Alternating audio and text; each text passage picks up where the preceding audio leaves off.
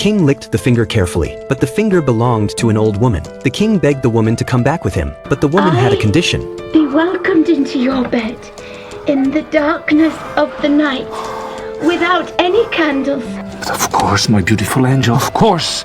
In order to get to the palace, the old woman glued her whole body together. She came to the king's bedchamber under a heavy blanket. At first, the king didn't notice anything wrong, but he was too curious, so he broke his promise and lit a candle. After seeing the woman's true form, the king called his soldiers in fear. He ordered them to throw her off the cliff, and then he couldn't stop himself from retching. But to his surprise, the woman didn't fall to her death. A witch came by. She nursed the woman with her own milk. After the witch left, the woman became a beautiful girl. The king came to the forest to hunt. The woman seduced the king like a spirit. On the other side, the sister got the news. The king was getting married. The new queen gave her a gorgeous dress. She put on the dress and went to the palace. She sat carefully in the corner. Suddenly, the queen appeared. She pulled her into a room.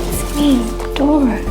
She found out that the beautiful queen was her sister. The younger sister couldn't hold back her curiosity. She asked the woman how she became young, but the woman had no idea what had happened. She told her sister not to tell anyone about their relationship. Then she and the king met with the nobles. Knowing the truth, her sister was no longer afraid. She followed the queen boldly. After the banquet, her sister suddenly stayed at the palace. She burst into the king's chambers. She insisted on staying with a woman. Feel angry? The woman told her the secret of her beauty. I've had myself flayed! Now that's enough!